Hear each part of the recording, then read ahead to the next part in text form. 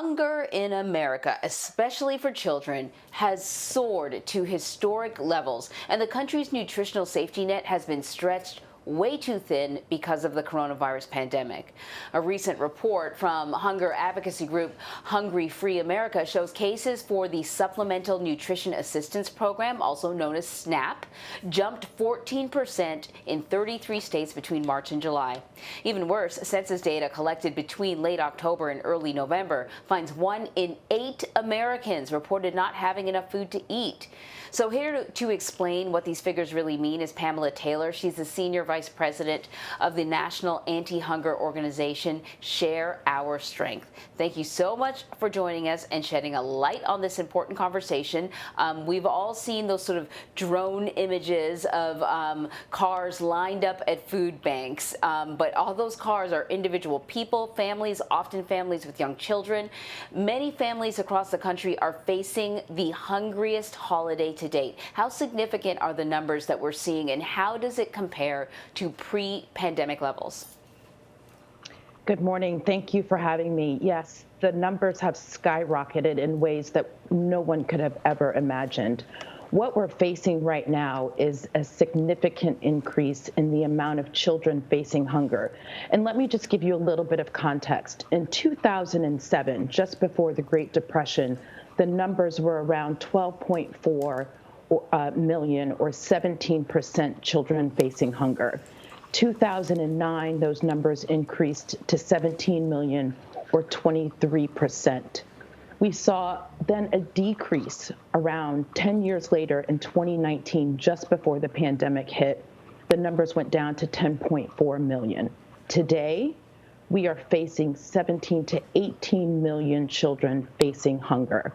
That's about 1 in 4 children who are facing hunger because of this pandemic and the coronavirus that is plaguing the country right now. Those are stark numbers, and as you know, millions of kids rely on school for regular meals. So with some schools closed, others split between in-person and remote learning. How worse could these numbers get the longer this crisis goes on? Well, here's the thing. 30 million children are eligible to receive free or reduced breakfast and lunch at schools. And children in those numbers were getting the majority of their nutritional value at school. When the schools closed, some of them shut down or went to hybrid situations, all of that all of a sudden went away. And so children were now trying to figure out, and schools were trying to figure out quickly, and when I say quickly, over the course of a weekend even, how do we get these children fed?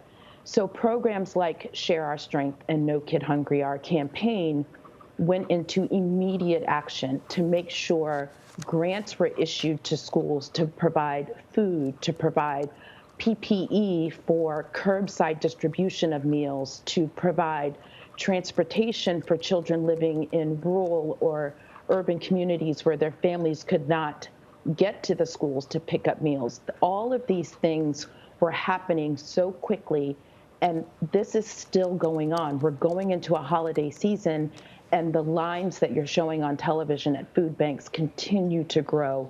Families are continuing to struggle, and these numbers continue to skyrocket.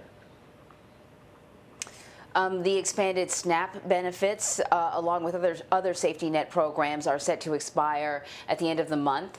What would happen if Congress fails to pass another stimulus bill before then? And is what they are proposing now enough? So it cannot go unsaid. Congress must act. We need Congress to act before the holiday break. If Congress does not act, there will be a number of families, millions more families, that will not be able to pay bills, will not be able to meet their activities of daily living, including putting food on the table. It is so critically important. The bill that is being reported, that's getting bipartisan support right now, is a start. It will certainly help. If there's nothing else that's done, then at least increase the SNAP benefit for families. We're talking about a 15% increase, which would mean about $25 per person in a family to get the food that they need to put on the table. This is extra milk and eggs and bread and healthy fresh fruits and vegetables, lean protein, so that families can make the decisions on how to feed their families healthy foods. You know, Pamela, there was, back in 1968, CBS News had a startling documentary. It was called Hunger in America. And it directly led to an awakening in this country. The most powerful country in the world, considered one of the wealthiest countries in the world, had a hunger problem. This was back in 1968, and there were policies that were put into place to try to alleviate that. But here we are now in 2020, and we're still facing it. And because of the pandemic, the problem has only become exacerbated. You know, how is your organization working to help struggling families get food on the table this holiday season? But more importantly, how should we think about this going forward? Yes, so that's all great background, and it is impossible to imagine that in this country we are still facing hunger numbers similar to what we saw in 1968. It is not possible that we are still having to work and resolve this issue. The important thing that Share Our Strength emphasizes every single day, this is a solvable problem. We saw the decrease in 2018, 2019. We were not prepared for this. Families were not prepared for this. And what we need to do now is continue with the work that Share Our Strength is doing through our No Kid Hungry campaign. Since the start of the pandemic, we've issued about $46 million in grants to schools, school districts, community-based organizations, food banks. We'll probably do 60 million before the end of the year, and that's still not enough, but we're working very hard to make sure we get as much money out there as possible so that all of these children and families can have the foods that they need.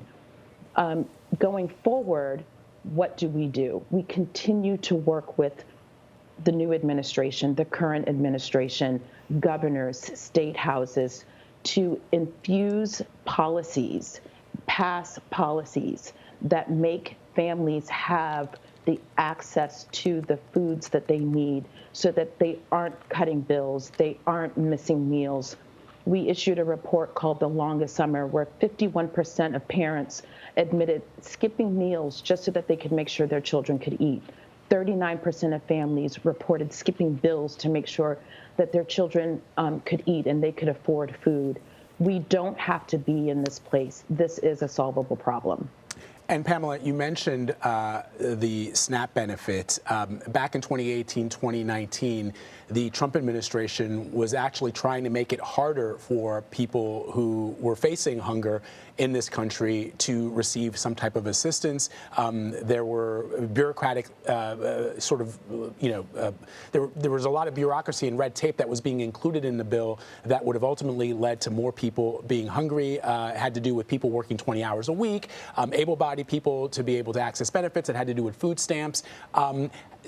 Where's the administration right now on getting that much needed? Forget for a moment the stimulus. I just mean, like, because this problem is always going to be with us unless we can fix it, regardless of what's happening with the pandemic. Yeah, well, where this administration is right now, you know, I don't have my crystal ball to be able to look into it and see what they're going to do. But some of the things that we've seen happen that Share Our Strength and No Kid Hungry has advocated for is to lift USDA waivers so that families were able to go and pick up foods during this pandemic, whereas before, if the children weren't in the car, the children weren't present, or they weren't actually getting the meals at school, then they weren't eligible. And that was just not possible during a pandemic. It was not safe. It wasn't healthy. And so seeing actions like that take place is certainly moving us in the right direction. But beyond this, beyond today, beyond this pandemic, there needs to be a revisitation of what do we do to make the system stronger so that people have the funds that they need to consistently provide healthy foods for their children. Such an important point. And it just, it strikes me, Pamela and Emery, that, that report on CBS aired back in 1968. I think that when the producers and the correspondent put that piece together, they thought to themselves, this is going to change people's minds, and we're going to come to a realization and a point in this country where children are no longer hungry. And yet here we are, the next generation of CBS News correspondents. And Pamela, you're in our generation, and we're still talking about this. It's just sort of mind-boggling to me. Thank you for all that you do. Happy holidays. Thank you very much for having me.